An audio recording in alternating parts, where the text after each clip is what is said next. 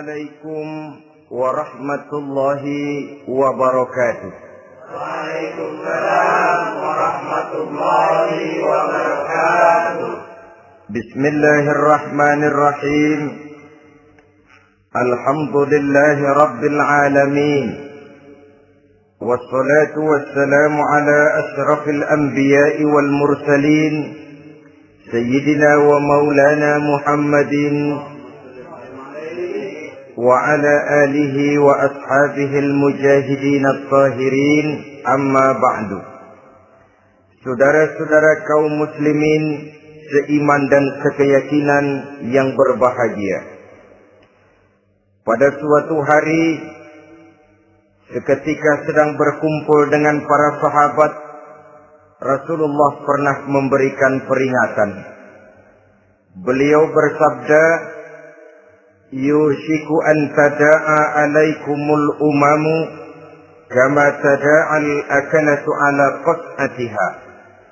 Pada suatu saat nanti akan datang di tengah-tengah kamu, wahai umat Islam, di mana orang-orang lain di sekeliling kamu akan bersatu mengerubungi kamu seperti bersatunya orang-orang mengerubungi makanan di atas meja hidangan. Akan datang satu saat nanti di mana kondisimu dikepung sedemikian rupa, yang barat mau menerkam, yang timur mau menghantam, yang selatan mau menginjak-injak, yang utara pun akan menjelajah. Kondisimu seperti makanan di atas meja hidangan. Sebagian sahabat merasa heran dan terkejut, lalu mereka bertanya, amin qillati nahnu yawma izin ya Rasulullah? Apakah jumlah kami pada waktu itu sedikit ya Rasul? Kami sampai dikepung sedemikian rupa? Beliau menjawab, bal antum yawma izin katsir. Sama sekali tidak. Kamu tidak sedikit pada saat itu. Bahkan jumlahmu sangat banyak. Kamu adalah mayoritas. Walakinnakum ghusa'un ka ghusa'is sail. Tetapi keadaanmu saat itu persis seperti buih di lautan. Banyak tetapi centang perenang. Banyak tetapi tidak punya daya dan kekuatan. Banyak tapi dipermainkan gelombang lautan, dihempaskan ke tepian pantai tanpa punya makna dan arti. Kondisimu pada saat itu kuantitas yang tanpa kualitas, sehingga orang lain enak saja mengepung kamu. Akidahmu didangkalkan, dibanjiri dengan peradaban dan kebudayaan yang menjauhkan dari agama. Dari segi maksiat dan munkarat seluruhnya mengepung sampai kita melepaskan nilai-nilai Islam kita ini. Dan celakanya, sambung beliau, wal yanzi'anna fi qulubi aduwikumul mahabata minkum. Akan dicabut kehebatanmu di mata musuh-musuhmu.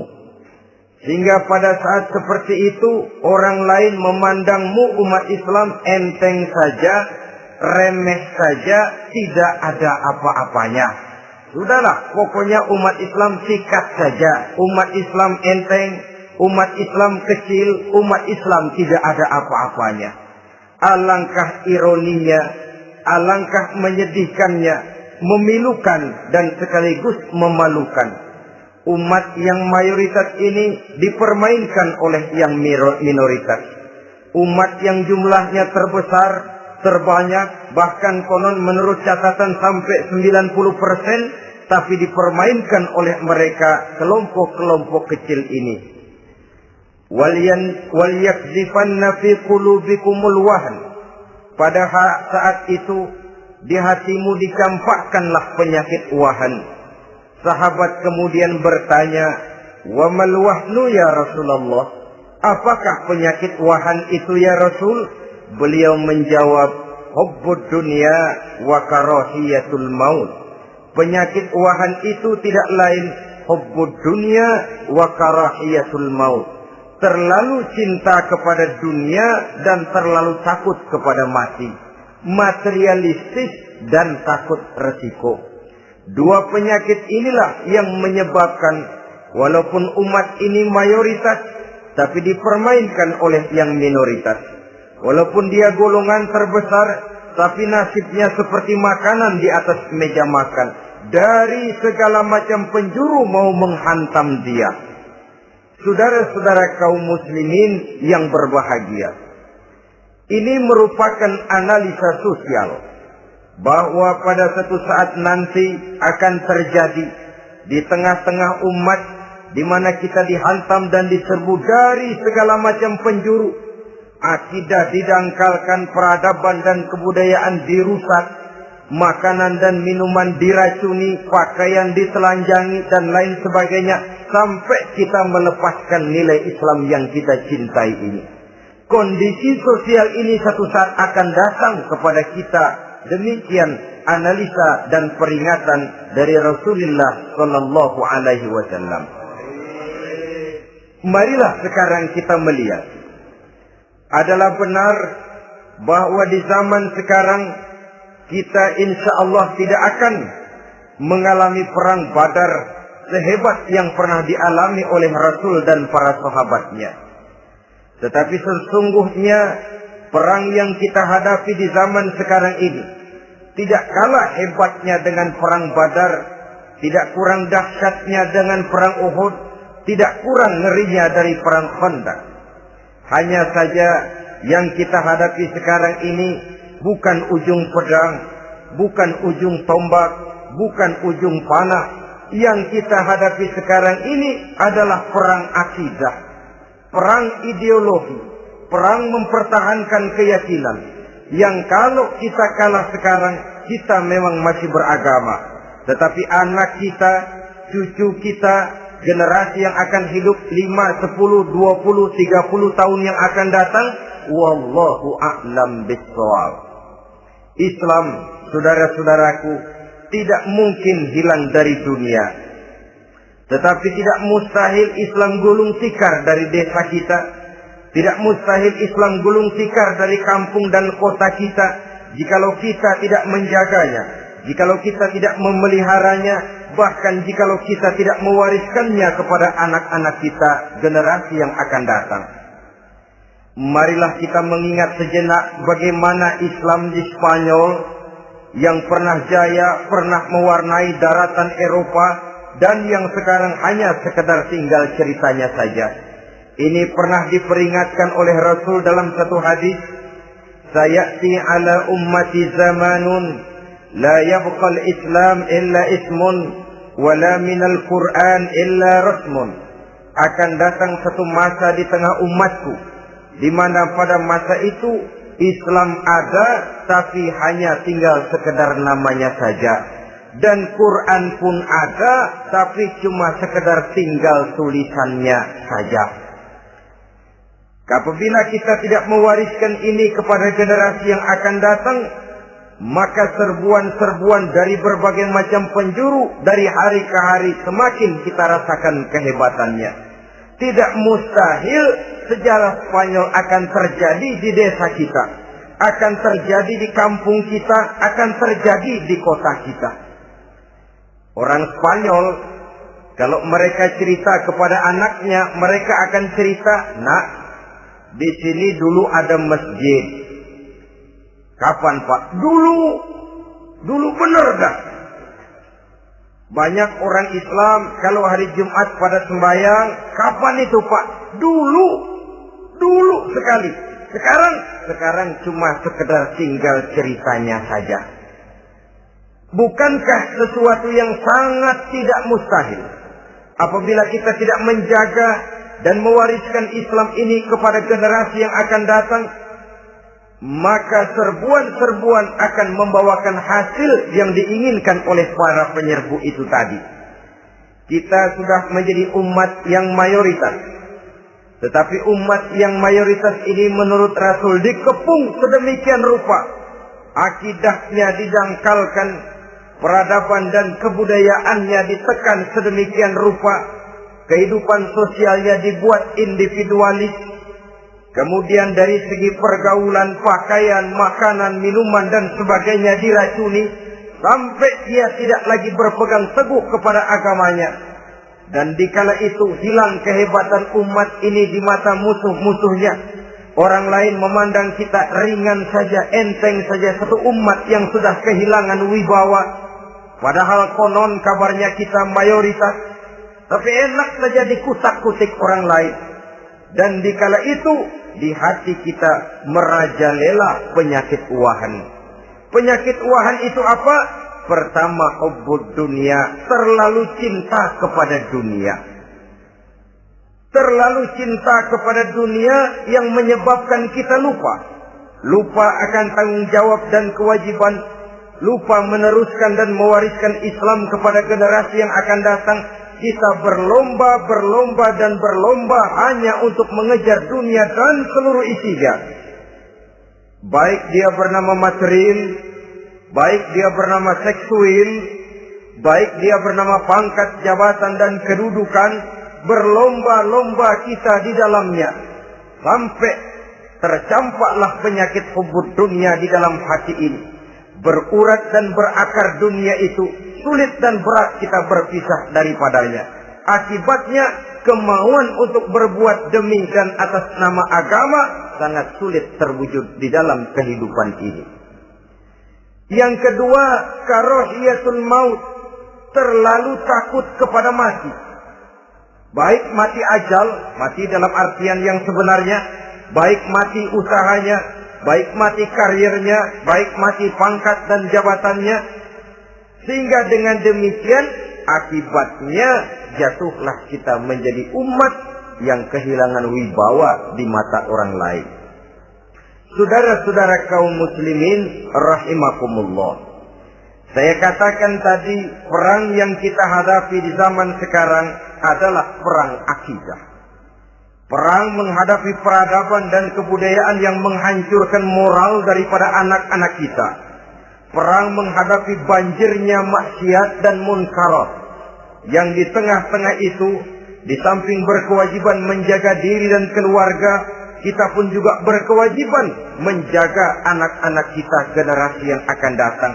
Mengarahkan dan mendidik mereka sesuai dengan yang dikehendaki oleh Allah Subhanahu wa ta'ala. Oleh sebab itu, pada pertemuan kali ini, yang akan saya bicarakan ialah bagaimana idealnya seorang muslim lebih dahulu memberikan pendidikan kepada anak-anaknya. Di tengah satu situasi dan kondisi di mana serbuan datang silih berganti melanda dan menghantam umat Islam, kemana anak-anak kita ini harus kita arahkan? Karena kita orang tua mempunyai tanggung jawab. Anak adalah amanah. Menyia-nyiakan amanah adalah dosa, dan dosa itu merupakan satu dosa yang besar. Bahkan orang tua bisa saja masuk neraka kalau tidak bertanggung jawab tentang anak-anaknya. Satu riwayat menjelaskan ada orang soleh, ngajinya cukup, sholatnya cukup, puasanya cukup, zakatnya cukup. Di mana ada majelis taklim hadir, baca Quran hobi, fitnah orang tidak pernah. Di akhirat setelah disidang dia ternyata lebih banyak kebaikannya daripada kejahatannya, maka dia pun diperintahkan dan dipersilahkan masuk ke dalam surga. Giliran anaknya disidang, biang okem nih anak. Ditanya, siapa Tuhanmu? Tidak tahu. Siapa nabimu? Tenyaho. Apa kitabmu? Ora gelem. Kamu pernah sholat? Tidak. Zakat? Tidak. Puasa? Tidak. Judi? Hobi. Zina? Tiap malam. Mabuk? Berat. Wah, brengsek kamu. Kebaikan tidak ada barang sedikit pun, sementara kesalahan dan dosa berlipat ganda. Kamu neraka. Anak ini protes. Benar, saya tidak kenal siapa Tuhan saya. Saya tidak tahu siapa nabi saya. Saya tidak tahu kitab suci dan kiblat saya. Saya tidak sholat, tidak zakat, tidak puasa. Tiap malam saya judi, saya zina, saya mabuk. Tapi saya kerjakan semua itu karena saya tidak tahu dan orang tua saya tidak pernah memberitahu saya. Dia enak-enakan hadir di majelis taklim, saya nyekek botol, didiemin saja. Dia enak-enakan baca Quran, saya zina, didiamkan saja. Saya bukan tidak mau, orang tua saya sama sekali tidak pernah mendidik saya. Dia mau benar sendiri. Maka kalau sekarang saya harus masuk ke dalam neraka, saya menuntut agar orang tua saya ikut sama-sama bergabung dengan saya ke dalam neraka. Gara-gara dia tuh saya jadi begini. Orang tuamu yang mana? Tuh, yang barusan mau ke surga. Ini orang tua yang sudah mau berangkat ke surga dipanggil. Sebentar dulu, Mas. Ini benar anak kamu? Iya, Pak. Waktu di dunia kamu tidak pernah ajarin dia ngaji? Sampai dia tidak kenal Tuhannya, tidak kenal nabinya, tidak kenal kiblat dan kitab sucinya? Iya, Pak. Dia tidak sholat, kamu diamkan saja. Dia tidak puasa, tidak zakat, kamu bersikap masa bodoh. Bahkan dia judi, dia zina, dia mabuk, kamu pun berdiam diri saja. Iya, Pak. Tahukah kamu bahwa anak ini adalah amanah? Menyia-nyiakan amanah artinya khianat, dan khianat adalah dosa yang sangat besar. Kamu tidak bertanggung jawab, maka kamu, anakmu gabung ke dalam neraka. Saudara-saudara kaum muslimin rahimakumullah. Itu sebabnya Allah pesan benar-benar, ya ayyuhalladzina amanu qu anfusakum wa ahlikum nara. Hai orang-orang yang beriman, jaga dirimu dan keluargamu, istri, anak, orang-orang yang menjadi tanggung jawab dan kewajiban kita, jaga dan pelihara mereka dari api neraka. Saudara-saudara kaum muslimin, lalu kalau kita orang-orang tua yang hidup di zaman sekarang ini sudah sering beristighfar, mengurut dada, melihat situasi, membaca peta keadaan, konon tantangan yang akan dihadapi oleh anak-anak kita 15, 20, 25 tahun yang akan datang jauh lebih berat dari apa yang kita hadapi sekarang ini. Maka adalah wajar jika kita sebagai orang tua yang cinta kepada agama, cinta kepada anak-anak kita, berpikir untuk mewariskan nilai-nilai yang luhur ini kepada anak-anak kita generasi yang akan datang. Bagaimana pada mulanya kita harus mendidik mereka? Mari kita telusuri apa yang dicontohkan oleh Al-Quranul Karim. Orang-orang tua bijaksana yang diceritakan dalam Al-Quran, kalau sudah berpikir tentang anak-anaknya generasi yang akan datang, pendidikan pertama yang diberikan kepada anaknya ternyata adalah persoalan akidah. Nabi Ibrahim, pertanyaan yang paling merisaukan beliau buat anak cucunya ialah, ma ta'buduna min ba'di. Saudara bisa lihat surah Al-Baqarah ayat 133. Anak-anakku, kalau pada satu saat nanti aku, ayahmu ini sudah tidak ada lagi, meninggalkan kamu semua, meninggalkan kehidupan dunia ini, ma ta'buduna min ba'di, apa yang akan kamu sembah nak kalau ayah sudah tidak ada lagi? Jikalau ayahmu sekarang masih rajin ke masjid, melakukan rukuk dan sujud, i'tikaf dan membaca Quran, kalau satu saat ayahmu meninggalkan dunia ini, masihkah engkau mau ke dalam masjid? Masihkah engkau rukuk dan sujud? Masihkah engkau i'tikaf? Ma ta'buduna min ba'di, apa yang akan kamu sembah kalau aku ayahmu tidak ada lagi nak? Ditanamkan bukan hanya keyakinan bertauhid, sekaligus juga menyembah kepada Allah yang kita yakinkan dengan tauhid itu tadi. Bukankah berbeda dengan kita kebanyakan orang tua sekarang? Kita tidak pernah berpikir ma ta'buduna min ba'di. Kalau bapak tidak ada, kamu nyembah apa nak? Kita orang tua sekarang pagi-pagi malah berpikir ma ta'kuluna min ba'di. Kalau bapak nggak ada, kamu nanti makan apa nak? Bukan nyembah apa yang kita pertanyakan, bukan nyembah apa yang kita khawatirkan, makan apa nak? Maka yang dicari lalu sekolah-sekolah yang bonafit, yang tidak peduli apakah itu merusak imannya, mematikan akidahnya, menghancurkan keyakinannya. Yang penting ada jaminan hari depan bisa dapat lapangan kerja. Akibatnya berduyun-duyun orang-orang tua muslim menyekolahkan anaknya di sekolah-sekolah yang bukan Islam, yang nyata-nyata membahayakan akidahnya. Dididik dengan kultur dan budaya yang bertentangan dengan nilai-nilai agamanya. Bukankah ini berarti merelakan anak untuk dikafirkan?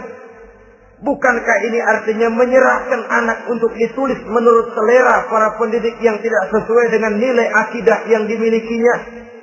Mengapa kita tidak berpikir seperti Nabi Ibrahim yang sebelum memberikan pendidikan kecerdasan, sebelum pendidikan matematika, IPS, PSBB dan disiplin ilmu lainnya, yang pertama ditanamkan ma ta'buduna min ba'di. Kalau ayahmu tidak ada, kamu menyembah apa nak? Menyembah Allah, apa nanti malah menyembah harta? Menyembah Allah, apa nanti malah mendewa-dewakan pangkat dan jabatan?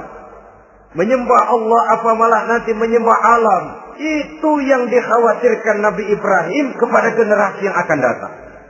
Dan itu saudara-saudara yang seharusnya mengkhawatirkan kita kepada anak-anak kita generasi yang akan datang.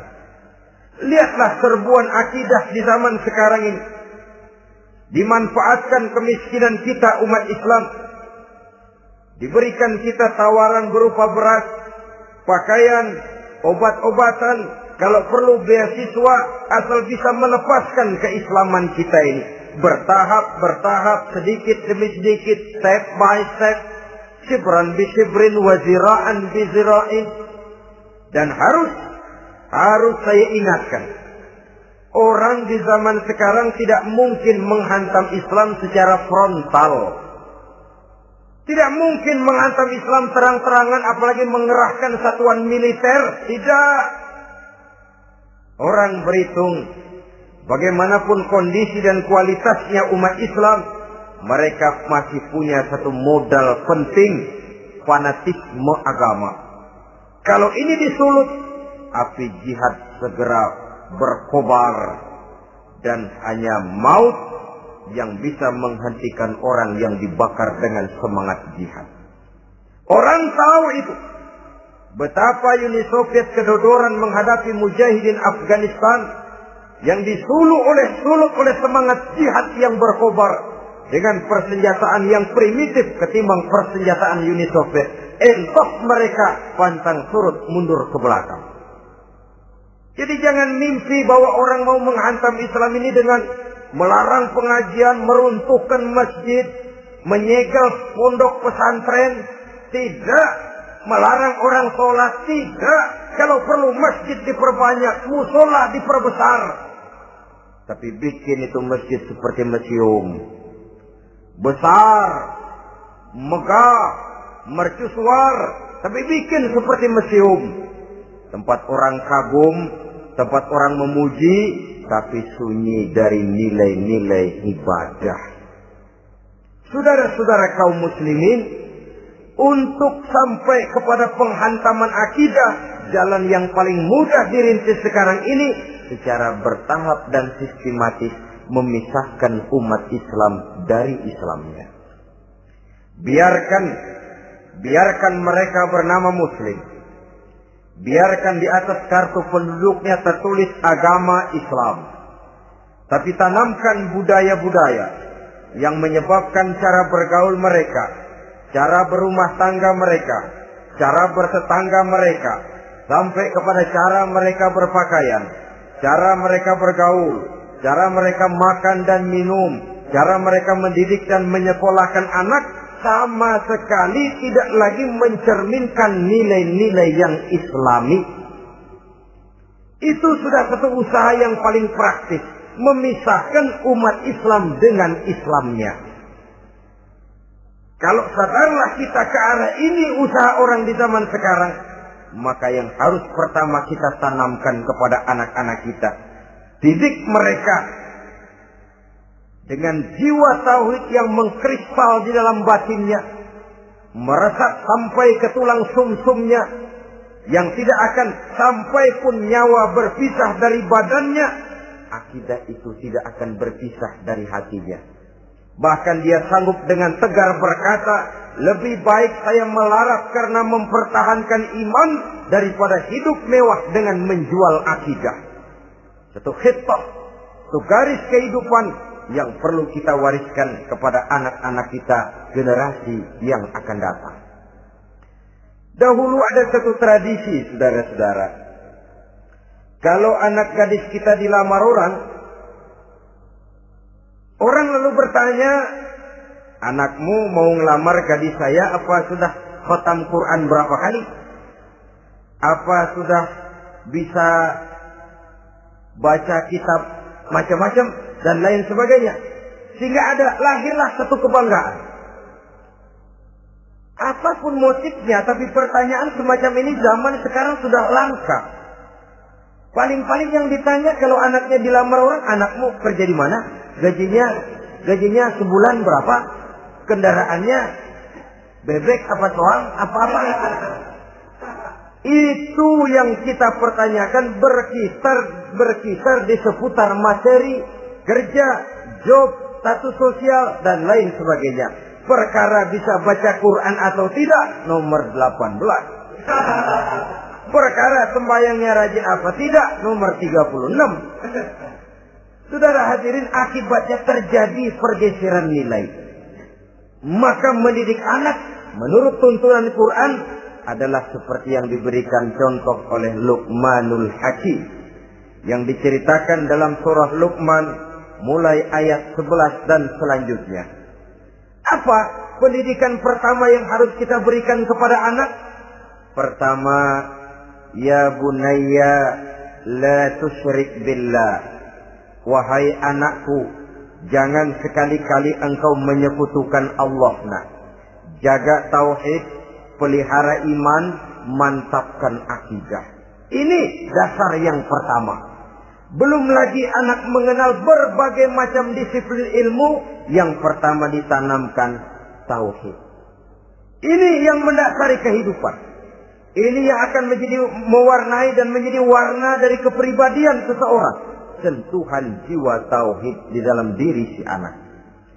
Belum lagi sempat dia kenal yang lain. Yang pertama yang kita tanamkan, kita wariskan, kita berikan, la tusyrik billah. Jangan sekali-kali menyekutukan Allah. Nah, kalau ini sudah tertanam, ini sudah merupakan satu fondasi yang kuat. Selebihnya nanti tinggal melihat bakat si anak, kemana dia harus dididiknya. Yang terpenting nilai iman lebih dahulu tanamkan. Dan untuk menghancurkan nilai keimanan, saudara-saudara, saya katakan, ingatkan kepada hadis di awal tadi, dikepung kita dari berbagai macam penjuru agar bisa melepaskan nilai-nilai iman dan keyakinan. Proses pendangkalan akidah, ditanamkan keraguan kepada agama, ditanamkan rasa malu beragama. Sholat malu, baca Quran malu, berangkat ke masjid malu, pakai jilbab malu. Ditanamkan rasa malu beragama. Sehingga bertahap sedikit demi sedikit kita mulai berpisah dengan kehidupan beragama. Ditanamkan hal yang sedemikian rupa dari berbagai macam penjuru. Dihantam akidah, akidah kuat. Dihantam dari segi peradaban dan kebudayaan. Diperbanyaklah peradaban dan kebudayaan yang bukan mendekatkan kita dengan agama, malah mendekatkan kita dengan neraka. Menjauhkan kita dari agama, menjauhkan kita dari nilai-nilai luhur yang diwariskan oleh orang-orang tua kita terdahulu. Adalah kewajiban kita yang pertama, mendidik anak, menanamkan roh, jiwa, dan semangat tauhid di dalam diri mereka. Saudara-saudara kaum muslimin rahimakumullah, kenapa kita lebih dahulukan menanamkan jiwa, roh, dan semangat tauhid ini kepada anak-anak kita? Pertama, kita tidak hanya ingin sekedar mempunyai anak yang pintar, tetapi lebih daripada itu kita pun ingin mempunyai anak yang benar. Segala macam disiplin ilmu, segala macam bentuk penalaran ilmiah dan pengisian intelektualitas manusia mungkin di satu sisi akan membuat dia pintar, tapi di sisi lain belum tentu akan membuat dia benar. Nabi pernah memberikan peringatan, man izdada ilman wa lam yazdad huda lam yazdad minallahi illa bu'da. Orang yang hanya bertambah ilmu pengetahuannya tapi tidak bertambah hidayah dari Allah, tidak makin mantap keimanannya, maka seluruh nilai-nilai ilmunya hanya akan menjauhkan dia dari Allah Subhanahu wa taala. Dan adalah lebih merupakan azab daripada nikmat kalau kita diberikan ilmu pengetahuan yang hanya akan menyebabkan kita semakin jauh dari Allah Subhanahu wa taala.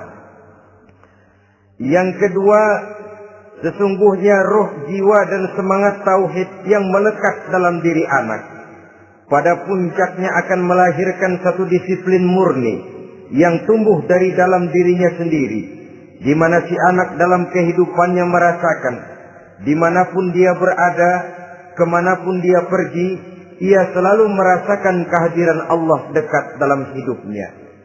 Ia sadar sesadar-sadarnya bahwa tidak ada satu perbuatan yang bagaimanapun kecilnya yang bisa disembunyikan dari kekuasaan Allah Subhanahu wa taala. Yang ketiga, dengan penanaman roh, jiwa, dan semangat iman ini, maka diharapkan anak-anak nanti pada pertumbuhannya sanggup mengendalikan hawa nafsunya. Dengan kata lain, bahwa penanaman jiwa tauhid, penanaman roh dan semangat keimanan ini merupakan kondisi dasar yang harus dilakukan sebelum yang lain-lainnya. Kemudian pendidikan kedua yang diberikan oleh Al-Quran melalui contoh dan model dengan Luqmanul Hakim ini, setelah menanamkan tauhid, ditanamkanlah kepada si anak ini rasa hormat kepada orang tuanya. Wa wasainal insana biwalidayhi, dan kami wasiatkan kepada manusia untuk berbakti kepada ibu bapaknya. Hamalathu ummuhu wahnan ala wahnin, karena ibunya telah mengandungnya dengan kepayahan di atas kepayahan. Maksudnya dengan kepayahan dan kelelahan yang berlipat ganda. Sehingga ketika Rasul ditanyakan orang, "Ya Rasul, siapa yang paling harus saya taati di dunia ini?" Beliau menjawab, "Ibumu." Kemudian, "Siapa lagi ya Rasul?" "Ibumu." Setelah itu, "Siapa lagi ya Rasul?" "Ibumu." Dan kemudian, "Siapa ya Rasul?" "Bapakmu." Ibu, ibu, ibu, bapak. Bahkan al-jannatu tahta aqdamil ummahat, surga berada di bawah telapak kaki ibu. Bagaimana menanamkan rasa hormat kepada orang tua di hati anak? Tentu yang pertama, bagaimana orang tua bisa memberikan keteladanan. Marilah kita sebagai orang-orang tua ini menyadari bahwa sebelum anak kenal sekolah dasar, sebelum anak kenal TK, ibtidaiyah, sanawiyah, sampai kepada perguruan tingginya, yang pertama dia kenal adalah lingkungan rumah tangganya, gurunya adalah ibu bapaknya. Di sini berlakulah apa yang dinamakan keteladanan. Keteladanan jauh lebih berhasil daripada sekedar teori-teori yang muluk. Keteladanan jauh lebih berhasil daripada berbagai macam indoktrinasi dan penataran.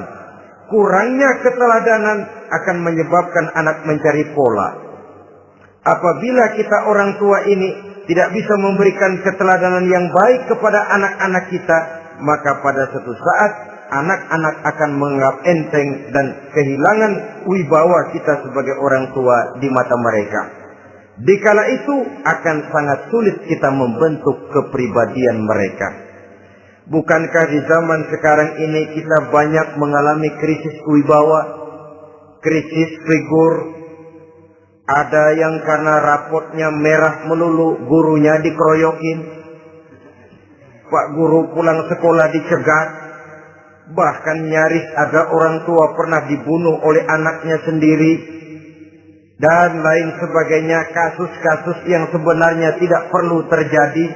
Karena memang bukan saja bertentangan dengan nilai budaya kita sebagai bangsa, tapi juga bertentangan dengan ajaran agama kita sendiri. Krisis wibawa, krisis figur, yang juga akibatnya harus kita sadari banyak faktor yang membentuk kepribadian anak. Pergaulannya, yang dibacanya, yang ditontonnya, yang disaksikannya di dalam kehidupan. Benar kita menyekolahkan mereka, tapi berapa jam mereka di sekolah? 6 jam, 7 jam paling lama. Sedangkan mereka hidup satu hari satu malam 24 jam. Kalau cuma 7 jam di sekolah, ini berarti lebih banyak dia di luar sekolah. Dan di luar sekolah itu artinya ya rumah tangganya, ya temannya, ya lingkungan di mana dia tinggal, yang seluruhnya sangat besar pengaruhnya dalam ikut membentuk kepribadian anak-anak kita. Saya katakan tadi, di samping kita menghadapi perang akidah, kita pun berhadapan di dalam perang menghadapi peradaban dan kebudayaan yang bukan saja menjauhkan kita dari agama, tetapi sanggup menghancurkan moral daripada anak-anak kita.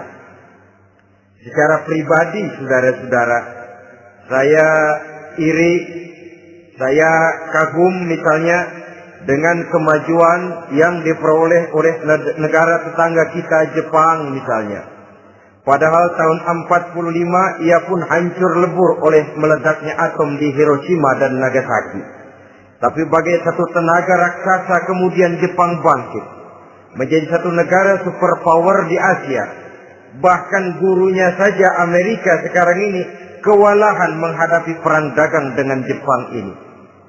Dan yang menarik, Jepang bisa maju dan modern dengan tetap menjadi Jepang, tanpa harus kehilangan identitasnya sebagai satu bangsa, tanpa harus kehilangan kepribadiannya sebagai satu bangsa. Sebagai negara yang sedang berkembang, kita sering latah. Kita ingin meniru Barat, tapi bukan teknologinya, westernisasinya yang kita tiru. Bukan isinya, kulitnya yang kita ambil. Akibatnya apa? Modernnya belum, orangnya sudah Barat. Bergaulnya sudah cara Barat, berumah tangganya sudah cara Barat, berpakaiannya sudah cara Barat, mendidik anaknya sudah cara Barat. Di mana ketemu orang tua cukup hello daddy.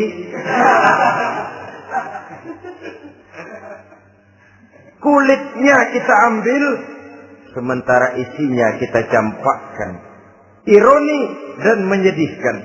Padahal kita sesungguhnya bisa maju dan modern, bisa mengejar segala ketinggalan dan keterbelakangan kita dengan tetap menjaga nilai-nilai luhur budaya kita sebagai satu bangsa, mengambil isinya dan kalau memang tidak perlu lalu mencampakkan kulitnya. Pengaruh peradaban dan kebudayaan yang menghancurkan moral daripada anak-anak kita oleh pesatnya arus teknologi, oleh pesatnya arus komunikasi, di mana hal-hal yang terjadi di belahan dunia lain dapat kita saksikan hari ini juga melalui layar televisi, yang terjadi di Amerika, di Eropa, di Afrika, di ujung dunia yang paling ujung sekalipun. Di ujung dunia yang paling ujung, hari ini kejadian, hari ini sudah bisa kita saksikan.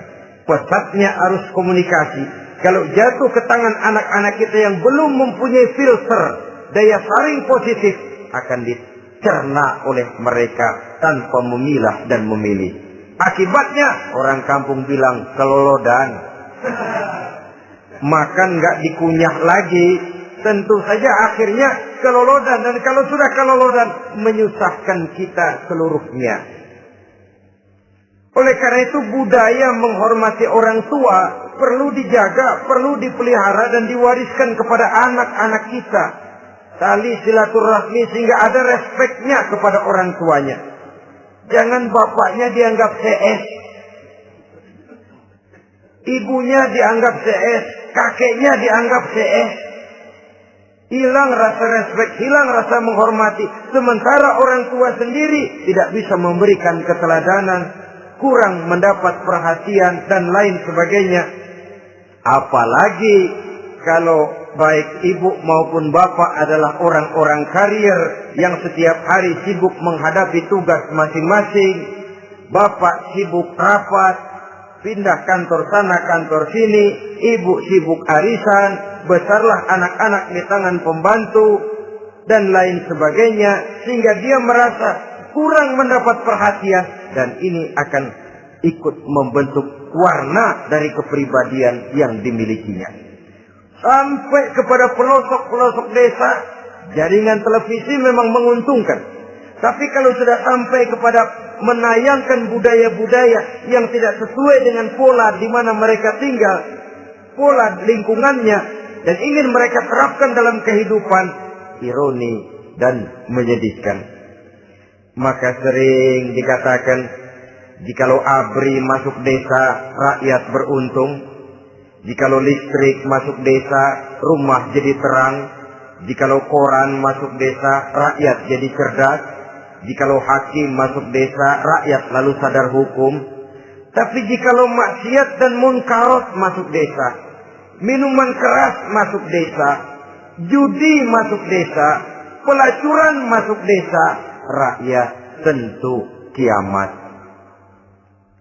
Dan kita harus punya budaya untuk memilah dan memilih, mempunyai filter untuk jadi daya saring positif. Oleh karena itu, saudara-saudara, tahap kedua setelah menanamkan jiwa tauhid kepada anak, tanamkan rasa hormat kepada orang tuanya. Orang tua itu ibu bapaknya, orang tua itu guru-gurunya yang mengajarkan dia, atau yang dianggap tua yang lebih senior dari dia. Karena tidak ada satu peradaban yang berdiri sendiri. Bagaimanapun maju dan modernnya kita sekarang, tentu merupakan mata rantai yang berkaitan dari generasi terdahulu. Ini yang kedua. Setelah tauhid, berbakti kepada ibu dan bapak. Tidak ada satu kebahagiaan yang bisa ditegakkan di dunia ini tanpa doa, tanpa restu daripada ibu dan bapak. Ini keramat hidup. Doanya dikabul Allah dan kutuknya juga dikabul oleh Allah Subhanahu wa ta'ala. Jadi mendidik anak setelah menanamkan jiwa tauhid, menanamkan rasa hormat dan taat berbakti kepada ibu bapaknya. Itu yang kedua. Kemudian yang ketiga, melalui model Luqman, Quran mendorong kita untuk mendidik anak menanamkan etika otonom. Apa itu? Ya bunayya, innaha in takum mithqala habbatin min khardalin fatakun fi sakhratin aw fis samawati aw fil ardi ya'ti biha Allah.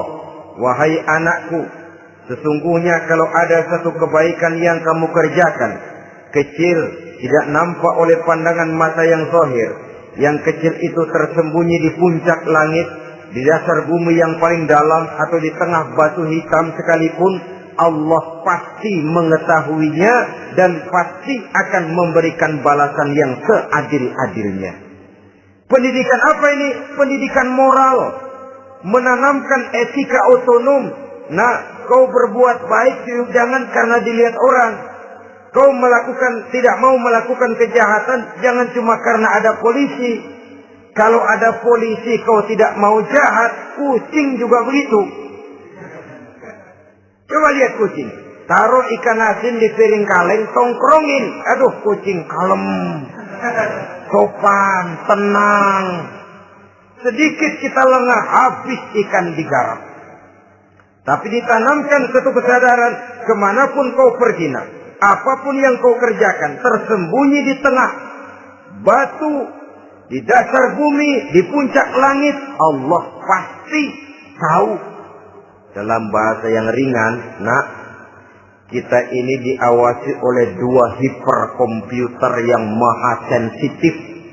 Produksi langit, mereknya Rockheed dan Asid. Itu komputer yang sangat peka dan sensitif. Jangankan kita berbuat, kita berniat baik saja, komputer sudah nyatet sendiri. Inilah yang orang sekarang namakan waskatna, pengawasan malaikat.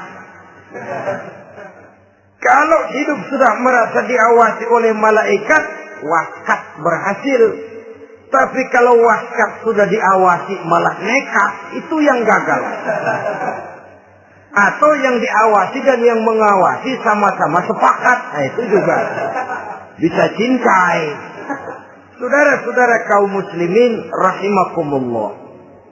Waskat dalam pengertian kita muslim, bagaimana hidup ini merasakan diawasi oleh malaikat.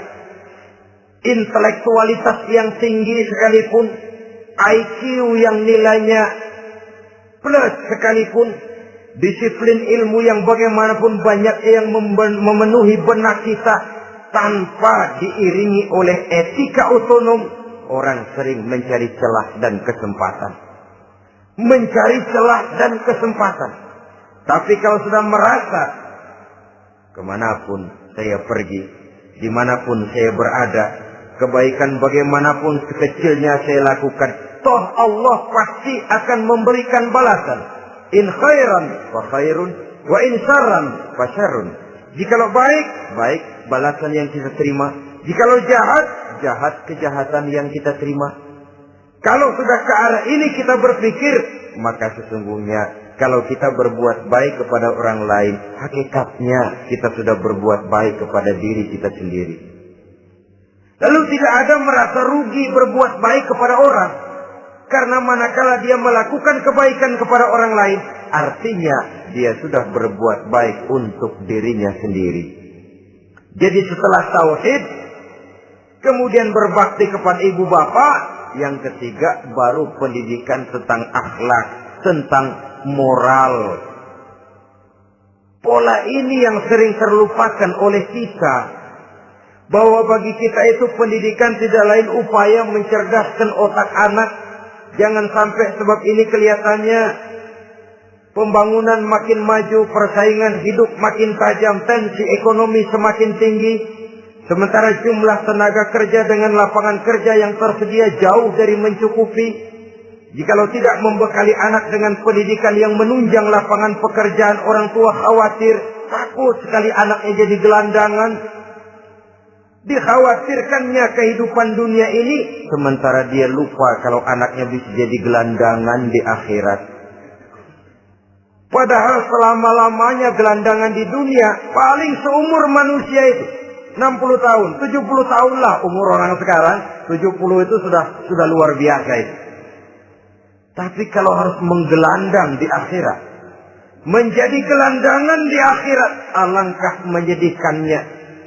Apakah akan kita korbankan satu kehidupan yang langgeng, abadi, cuma karena tertipu oleh fata morgana dan kamuflase? Kita korbankan yang sedikit, kita korbankan yang besar karena kita memilih yang sedikit. Dalam bahasa Al-Quran memang pernah diceritakan hidup ini hakikatnya perlombaan, saudara-saudara. Perlombaan. Dan di dalam perlombaan itu ada yang menang, ada yang kalah. Al-Quran lalu memberikan peringatan. Alhaakumut takatsur. Kamu telah lalai karena berlomba-lomba memperbanyak harta, mempertinggi pangkat dan kedudukan. Hatta zurtumul maqabir. Sampai kamu akan masuk ke liang kubur baru sadar. Apalagi kalau nafas sudah sampai di tenggorokan.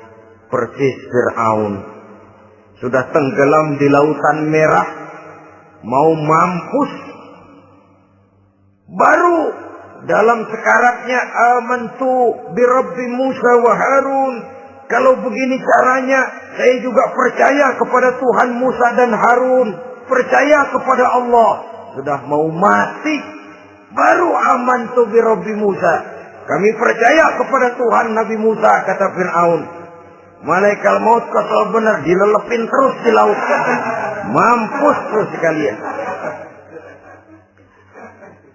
Hidup ini memang kita berlomba. Berlomba dengan waktu. Berlomba dengan umur. Berlomba dengan tenaga. Berlomba dengan tetangga. Yang jangankan kita sampai mundur, berhenti saja sejenak, kita akan ditinggalkan oleh yang lain. Tiada kata mundur, bahkan tiada kata berhenti. Sekali kita melangkah, melangkahlah terus. Tapi berlombalah seperti yang dikehendaki Quran. Fastabiqul khairat. Berlomba-lombalah di dalam kebajikan. Jangan berlomba-lomba di dalam kemaksiatan, kemunkaran, kejahatan. Berlombalah dalam urusan kebaikan. Saudara-saudara kaum muslimin rahimakumullah. Tauhid, berbakti kepada ibu bapa, kemudian pendidikan tentang moral. Apabila pendidikan tentang moral sudah tertanam, barulah lihat bakat si anak. Kemana bakatnya? Anak saya kelihatannya dari kecil demennya main bedil-bedilan saja. Berikan itu. Kirim ke Magelang, masukkan akabri. Tapi dengan syarat 3 itu tadi. Iman sudah tertanam, rasa bakti kepada ibu bapak sudah ada dan punya nilai moral. Sehingga boleh jadi nanti dia menjadi jenderal yang beriman, yang berbakti kepada ibu bapaknya dan punya moral yang tinggi. Kan lebih baik rakyat rendah tapi akhlaknya tinggi daripada pejabat tinggi tapi moralnya rendah. Jauh lebih baik rakyat rendah punya moral tinggi ketimbang pejabat tinggi punya moral rendah. Nilai moral ini yang jadi ukuran dan barometer di masyarakat. Yang ini yang sering kita lupakan. Bahwa kehancuran satu bangsa dimanapun di dunia ini selalu dimulai dengan kehancuran moral daripada bangsa itu sendiri. Sekarang membina nilai moral ini berat. Gadis kita, remaja, putri diberikan pakaian jilbab, mungkin dia sendiri masih setengah-setengah. Ditambah lagi oleh ledekan temennya. Jilbab lah kuno. Bau surga lah, bau masjid lah, bau menyan lah. Ditanamkan rasa malu untuk hidup dekat dengan agama. Kalau moral semacam ini sudah tertanam, sedikit demi sedikit kita mulai mengucapkan selamat tinggal kepada agama. Dan kemalangan apa yang lebih malang kalau kita sudah jauh dari agama ini? Bukankah Islam telah menyelamatkan manusia dari penyakit jahiliyah dan membawanya kepada satu kehidupan yang maju dan modern? Kalau kita tinggalkan Islam ini, bukankah artinya kita akan kembali kepada satu zaman jahiliyah? Hanya saja jahiliyah itu berada di abad modern. Versinya tentu lebih modern. Kalau zaman jahiliyah dulu mabuknya pakai arak, zaman sekarang sudah macam-macam orang bisa mabuk. Kalau zaman jahiliyah dulu anak perempuan dikubur hidup-hidup, zaman sekarang kadang-kadang belum sempat lahir ke dunia, malah sudah dibunuh lebih dahulu. Versinya saja yang berbeda. Kalau di zaman jahiliyah dahulu manusia menyembah batu yang bernama Latta, Uzza, Manat dan Hubal.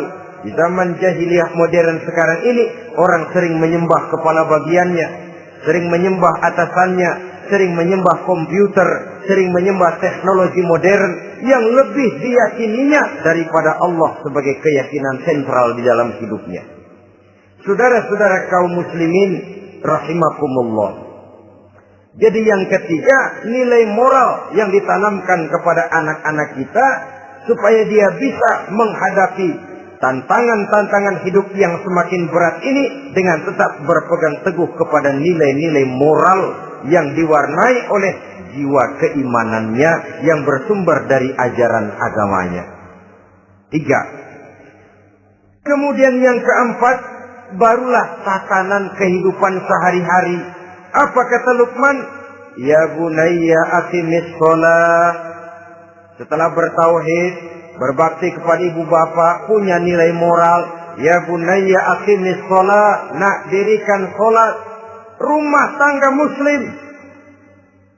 Anak berumur 7 tahun sudah berani meninggalkan salat. Kata Nabi, pukul. Bukan untuk menyakiti, untuk mendidik. Karena sayang kepada anak. Saudara-saudara, kita khawatir betul kepada anak. Kalau dia pulang dari sekolah, buru-buru kita sebagai orang tua bertanya, sudah makan nak? Sudah istirahat nak? Tapi jarang kita sebagai orang tua melontarkan, sudah sholat nak? Bahkan kita bisa memberikan sugesti kepada anak. Nah, kalau kau naik kelas 1 sampai naik ke kelas 2, bapak beliin sepeda. Tamat SD nak, motor. Tamat SMP nak, ke Bali juga. Tamat SMA nak, Singapura. Saudara-saudara, tapi kalau untuk urusan sholat misalnya, kita tidak pernah memberikan sugesti kepada anak-anak kita. Nah, kalau kau hafal Fatihah lengkap dengan artinya, bapak beliin sepatu. Nah, kalau kau bisa sholat dengan baik, cukup syarat rukunnya, bapak beliin sepeda. Ada rangsangan, ada sugesti yang membuat anak lebih tergerak untuk hidup dalam suasana keagamaan. Ya bunayya aqimis sholat, nak dirikan sholat. Sebab ini sandaran vertikal yang paling langsung antara manusia dengan Tuhannya. Menyadari bahwa sepanjang yang bisa dilakukan oleh manusia hanyalah berusaha dan berusaha. Dan kepastian sepenuhnya ada di tangan Allah. Dengan sholat kepribadianmu diperteguh.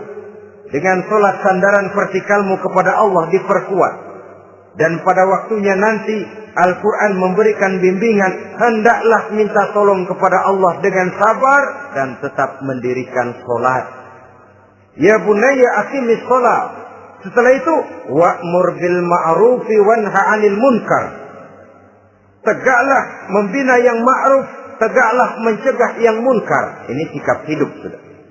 Sholat tadi tugas hidup. Lalu sikap hidup tampil di tengah masyarakat, membina yang ma'ruf, mencegah yang munkar sesuai dengan kesanggupan masing-masing. Bukankah setiap kita kepingin punya anak yang bermanfaat, setidaknya bagi keluarganya, syukur kalau bisa bagi lingkungannya, bagi masyarakat, bangsa dan negaranya. Dan satu di antara tanda orang yang bermanfaat, kalau dia bisa hidup menjadi penganjur yang ma'ruf dan pencegah yang munkar. Dan itu kalau tidak ada hidayah, sulit orang mau melaksanakan itu. Sebab apa? Ada kecenderungan belakangan ini di mana agama dianggap urusan pribadi. Sehingga orang lalu sering bilang, jangan bawa-bawa agama dah, itu kan bukan urusan agama. Ini sudah ciri berpikirnya sekuler. Jangan bawa-bawa agama. Agama urusan pribadi. Artinya orang mau sholat mau enggak, jangan bilang apa-apa dah. Urusan dia sendirian. Dia mau puasa dia enggak, merdeka saja, urusan pribadi. Agama bukan persoalan pribadi.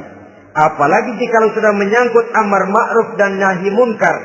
Siap menegakkan yang baik, mencegah yang munkar untuk tegaknya suatu masyarakat yang diwarnai oleh kebaikan dan terhindar dari segala macam kejahatan. Dan terus ayat-ayat selanjutnya mencerminkan sikap hidup. Namun yang intinya cara mendidik anak yang baik yang dicontohkan oleh Al-Quran dengan Luqmanul Hakim sebagai model. Pertama, tanamkan tauhid. Yang kedua, tanamkan rasa hormat dan berbakti kepada ibu bapaknya. Yang ketiga, tanamkan moral, nilai akhlak yang tinggi. Setelah itu yang keempat, biasakan hidup dalam suasana keagamaan. Kontrollah sholatnya, kontrollah baca Qur'annya, kontrollah puasanya di bulan Ramadan. Ajaklah anak-anak sholat berjamaah, sehingga dengan demikian dia terbiasa oleh satu suasana yang mendekatkan dia dengan nilai agamanya. Dari sana diharapkan nilai-nilai ilmu yang didapatnya dari bangku sekolah akan menciptakan keseimbangan dengan yang ditanamkan oleh orang tuanya dalam bentuk yang dijelaskan oleh surah Luqman itu tadi. Sehingga apabila keseimbangan ini terwujud, akan menjalin keseimbangan dalam pola berpikir, dan keseimbangan dalam pola berpikir akan melahirkan keseimbangan dalam perbuatannya. Terwujudlah kita harapkan insan yang fid dunya hasanah wa fil akhirati hasanah. Inilah harapan kita semua. Mudah-mudahan Allah memberikan kekuatan kepada kita untuk mewariskan nilai-nilai yang baik kepada generasi yang akan datang. Sehingga esok harus lebih baik daripada hari ini, dan lusa harus lebih baik daripada hari esok. Terima kasih atas perhatian saudara. Mohon maaf atas segala kekurangan. Usikum wa nafsi bitaqwallah. Wassalamualaikum warahmatullahi wabarakatuh.